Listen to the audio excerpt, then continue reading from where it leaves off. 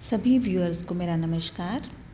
Financial accounting में हमारा जो चैप्टर चल रहा है उसका नाम है विभागीय खाते या डिपार्टमेंटल अकाउंट्स। इस चैप्टर से रिलेटेड मैं 4 वीडियोस आपसे पहले शेयर कर चुकी हूँ। ये 5वां वीडियो है और जो इससे पहले मैंने वीडियो आपसे शेयर किए हैं उसमें हमने कुछ एक न्यूमेरिकल क्वेश्चंस देखे हैं। लास्ट वीडियो में मैंने आपको जो क्वेश्चन करवाया था उसमें 2 डिपार्टमेंट्स थे, एक कंपनी के, एक रबड़ कंपनी के, जिसमें वो दोनों डिपार्टमेंट एक दूसरे को जो है माल का ट्रांसफ़र करते थे। इंटर डिपार्टमेंटल सेल थी उसमें, यानी कि एक विभाग दूसरे विभाग को अपना माल भेजता था या बेचता था और दूसरा वाला पहले को। ऐसी स्थिति में उनके संभव है कि उनके क्लोजिंग स्टॉक्स में या ओपनिंग स्टॉक्स में एक दूसरे से आया हुआ माल शामिल हो। तो ऐसी स्थिति में क्योंकि वो विभाग एक दूसरे को जो माल भेज रहे थे या जो बेच रहे थे वो लाभ कमाकर बेच रहे थे, क्योंकि जो ट्रांसफ़र था वो सेलिंग प्राइस, ट्रांसफ़र प्राइस या सेलिंग प्राइस, ट्रांसफ़र प्राइस या मार्केट प्राइस पर हमें क्वेश्चन में कहा होता था कि उन पर किया जाता है ट्रांसफ़र। और ऐसी स्थिति में फिर हम स्टॉक रिज़र्व की कैलकुलेशन करते थे, या जैसे हम कहते हैं अनरियलाइज्ड प्रॉफिट इन स्टॉक, उसकी हम गणना करते थे। लेकिन यदि हमें किसी क्वेश्चन में ऐसा कहा जाए कि इंटर डिपार्टमेंटल ट्रांसफ़र जो है वो कॉस्ट पर किए जाते हैं, तो ऐसी स्थिति में क्या चेंज आएगा, आइए आज हम ये पॉइंट देखते हैं। आज हम देखेंगे क्वेश्चन नंबर 5 देखेंगे। आपके सामने स्क्रीन पर डिस्प्ले हो रहा है ये क्वेश्चन। आप देख सकते हैं इसमें 2 डिपार्टमेंट्स हैं, department A and department B. दोनों के ओपनिंग स्टॉक दे रखे हैं, दोनों की आउटसाइड सेल दे रखी है। आउटसाइड सेल मतलब इंटर डिपार्टमेंटल सेल्स के अलावा। Then purchases, direct expenses and advertisement expenses, ये आपको दोनों डिपार्टमेंट्स के रिगार्डिंग अलग अलग दे रखे हैं। देन आप देखिए अदर एक्सपेंसेस में आपको rent, salaries, packing and selling expenses, insurance and legal expenses, जो ये जो एक्सपेंसेस हैं आप देख सकते हैं। Rent 10,000, salaries 18,000, 12,000 packing 7,000, insurance and legal expenses 13,000। ये आपको कैसे दे रखे हैं? कंबाइंड दे रखे हैं, मींस दोनों डिपार्टमेंट्स के टोटल आपको यहाँ पर दे रखे हैं। यहाँ मींस हमें इन्हें बांटना पड़ेगा डिपार्टमेंट ए और डिपार्टमेंट बी में किसी रेशो में। अब किस रेशो में बांटना होगा वो आप देखिए। नीचे आपसे कहा जा रहा है ए पॉइंट में कि distribute rent, insurance and legal expenses equally, यानी 3 चीज़ें जो हैं, रेंट है, इंश्योरेंस है और जो लीगल एक्सपेंसेस हैं उनको तो बराबर बराबर। And other combined expenses in sales ratio, तो बाकी जो खर्चे बच गए आपके इन तीनों के अलावा उन्हें आपको किस में बांटना है? सेल्स के रेशो में। और सेल्स का रेशो देख सकते हैं आप 3:60 और 1:80 का जो रेशो होगा, यानी कि 2:1 रहा होगा ये रेशो। तो इस रेशो में आपको सेल्स के रेशो में आपको बांटने होंगे बाकी खर्चे मतलब पैकिंग एंड सेलिंग एक्सपेंसेस, और दूसरा होगा आपका यहाँ पर सैलरीज, क्योंकि बाकी 3 तो आपको बता ही रखा है कि बराबर बराबर बांटने हैं। देन क्लोजिंग स्टॉक्स आपको बता रखे हैं डिपार्टमेंट ए और डिपार्टमेंट बी का।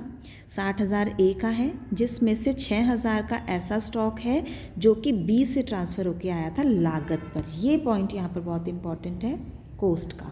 Then closing stock of department B is 50,000 but includes goods worth 4,000 received from department A at cost, यानी कि दोनों के क्लोजिंग स्टॉक में एक दूसरे से ट्रांसफ़र होकर आया माल तो शामिल है, लेकिन वो ट्रांसफ़र कैसे किया गया था? लागत पर किया गया था। इसका मतलब उसमें लाभ का कोई अंश शामिल ही नहीं है।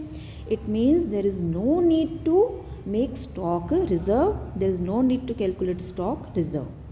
Then in D point it is given interdepartmental transfers for the year are from department A to B, it is 10,000 and from department B to A 12,000. 10,000 का A से B को ट्रांसफ़र किया गया और 12,000 का B ने A को transfer किया, या आप इसको इंटर डिपार्टमेंटल सेल भी कह सकते हैं।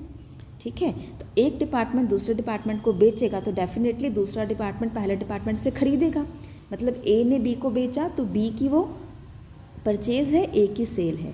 बी ने ए को बेचा तो ए की परचेज़ है और बी की सेल्स है। तो ये दोनों तरफ आएगा आपका ट्रेडिंग अकाउंट में। तो अभी इसको हम देखते हैं कि कैसे हमें सॉल्व करना है। तो देखिए ये आपका सॉल्यूशन है, तो आप इसको देख सकते हैं। सबसे पहले हमने यहाँ पर ट्रेडिंग अकाउंट बनाना है। ट्रेडिंग एंड P&L कंबाइन है, तो ट्रेडिंग के आइटम्स पहले लिख लीजिए। टू ओपनिंग स्टॉक गिवन है, टू परचेजेस गिवन है, दोनों की दे रखी है अलग अलग। देन ट्रांसफ़र्स की बात करते हैं। जैसा कि मैंने बताया आपको, ट्रांसफ़र से पहले सेल्स की बात कर लेते हैं। बाय सेल्स ए की 360, बी की 180। Now will talk about transfer की जहाँ तक बात है, डिपार्टमेंट ए ने डिपार्टमेंट बी को ट्रांसफ़र किया है माल 10,000 का, तो ए की सेल हो गई 10,000 और बी की क्या हो गई, परचेज़। तो एक तरफ आप क्रेडिट में दिखाएंगे बाय ट्रांसफ़र और एक तरफ आप डेबिट में दिखाएंगे एज परचेज टू ट्रांसफ़र। तो ए ने बी को बेचा तो ए की सेल बी की परचेज़। इसी प्रकार बी ने ए को 12,000 का माल बेचा तो 12,000 क्रेडिट में एज सेल दिखा दीजिए, और क्योंकि बी ने ए को बेचा तो ए ने खरीदा तो टू ट्रांसफ़र ए के लिए purchase 12,000। Then closing stock is given by closing stock दिखाइए। और इसके अलावा एक टू डायरेक्ट एक्सपेंसेस आपको दे रखे हैं। डायरेक्ट एक्सपेंसेस को आप डेबिट में शो कीजिए। टू डायरेक्ट एक्सपेंसेस 16 और 14। Now will calculate gross profit which is 1,62,000 and 79,000 by balancing figure. Credit के टोटल में से डेबिट का टोटल घटा दीजिए तो आपके पास ग्रॉस प्रॉफिट आ जाएगा। अब आप इसमें P&L स्टार्ट कीजिए। ग्रॉस प्रॉफिट को ब्रॉड डाउन कीजिए, नीचे लेकर आइए 1,62 और 89,000। देन आप इसमें बाकी खर्चे दिखाना शुरू कीजिए, जो कि हमें 6 खर्चे नीचे बता रखे थे। एडवर्टीज़मेंट आपको शुरू से ये पोर्शन करके दे रखा है 9,000 और 7,000। बाकी खर्च जो थे, जिनमें से कि रेंट था और था आपका इंश्योरेंस था और लीगल एक्सपेंसेस थे, इन्हें आपको बराबर बांटने को कहा गया था। तो 10,000 का रेंट था, ठीक है, तो 10,000 के रेंट को आपने बराबर बांटना है, तो 5,000 दोनों में आ जाएगा, ठीक है, ये रेंट हो गया। इसी प्रकार आप बांटेंगे लीगल एक्सपेंसेस जो कि 13,000 थे, बराबर बांटेंगे तो 6500 हो जाएंगे, और इंश्योरेंस 7,000 था तो बराबर 3500। ये मैंने नीचे वर्किंग नोट में कैलकुलेशंस शो भी करी है कि कैसे आपको एग्ज़ाम के अंदर इसको शो करना है अच्छा दिखने के लिए। देन आपके पास 2 एक्सपेंसेस रह गए, salaries and packing and selling expenses. इन्हें कहा गया है कि सेल्स के रेशो में बांटना है। तो सेल्स का रेशो हमारा 2:1 था, मैंने शुरू में बता दिया था, 360 और 180 का अनुपात। आप इसको वर्किंग नोट में और अच्छे से देख सकते हैं, यहाँ देख सकते हैं आप। तो ये तो रेंट है, सैलरीज़ हैं, देखिए आप इसको रेंट बराबर बांटना। सैलरीज़ को 2:1 में बांट ही रखा है, आप देख सकते हैं 12,000 और 6,000। पैकिंग एंड सेलिंग को भी 12,000 थे टोटल, 2:1 यानी कि सेल का रेशो 8,000 और 4,000। बाकी मैं बता ही चुकी हूँ आपको, insurance equal, legal expenses equal, that's it. तो ये आपका एक्सपेंडिचर्स जो थे गिवन थे कंबाइंड, उनको बांटने का तरीका क्या रहेगा उससे संबंधित हो गया वर्किंग नोट। तो ये सारी आइटम्स हमने यहाँ पर दिखा दी हैं जो हमने बांटे हैं अभी, सैलरीज़ को भी और पैकिंग एंड सेलिंग एक्सपेंसेस को भी। Now will calculate net profit. Net profit आपके पास बैलेंसिंग फिगर से आ जाएगा 1,18,000 और 47,000। अब अगर यहाँ पर हमें ये कह रखा होता क्वेश्चन में शुरू में कि जो ये इंटर डिपार्टमेंटल ट्रांसफ़र्स हैं वो सेलिंग प्राइस पर किए जाते हैं या मार्केट प्राइस पर किए जाते हैं या फिर ट्रांसफ़र प्राइस पर किए जाते हैं, तो हम वहाँ पर स्टॉक रिज़र्व फाइंड आउट करते तो हमें फिर एक कंबाइंड जो P&L हमारा जो जनरल P&L होता है वो बनाना पड़ता इस P&L के बाद में, और हमें वो rate of GP and all वो जो कैलकुलेशन स्टॉक रिजर्व्स की थी वो भी करनी पड़ती। But as it is given in the question that all the inter departmental transfers are made at cost, it means कि जो दोनों विभागों ने एक दूसरे को माल बेचा है वो लागत पर बेचा है। ऐसी स्थिति में यदि क्लोजिंग स्टॉक के अंदर कोई भी ऐसा माल शामिल है जो कि दूसरे विभाग से आ रखा है तो उसमें भी लाभ का अंश शामिल ही नहीं होगा क्योंकि वो तो लागत पर आया था।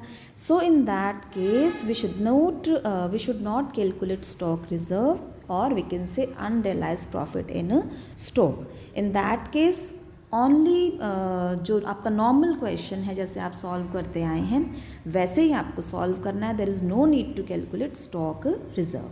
तो ये आपका क्वेश्चन नंबर 5 था जिसमें हमने कुछ एक्सपेंसेस को बांटना, कैसे बांटना है वो सीखा।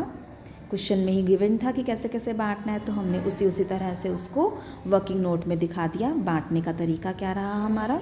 और सिर्फ ट्रांसफ़र्स जो थे एक दूसरे को किए गए थे उसको हमने दिखाया है ट्रेडिंग अकाउंट में। एक डिपार्टमेंट की सेल तो दूसरे की परचेज़ थी, तो इस तरीके से हमने इसको बना लिया है departmental trading and P&L account. तो स्टॉक रिज़र्व बनाना नहीं है, तो बहुत ही सिंपल तरीके से आपने इस क्वेश्चन को सॉल्व किया। तो आई थिंक इसमें हमारे जो पॉइंट्स थे इस चैप्टर से रिलेटेड वो सारे कंप्लीट हो गए हैं, कवर हो गए हैं। तो अब आपकी प्रैक्टिस की जहाँ तक बात है, तो आपको जो भी क्वेश्चन बुक में और हैं आप चाहें तो उनको सॉल्व करके देख सकते हैं। और कोई आपको प्रॉब्लम आए तो आप मुझसे मैसेज करके व्हाट्सएप पे या पर्सनली मुझसे आप पूछ सकते हैं। तो अभी आज के लिए इतना ही, इसके बाद हम नया चैप्टर स्टार्ट करेंगे। ये चैप्टर अभी मेरी तरफ से कंप्लीट है। तो थैंक यू सो मच।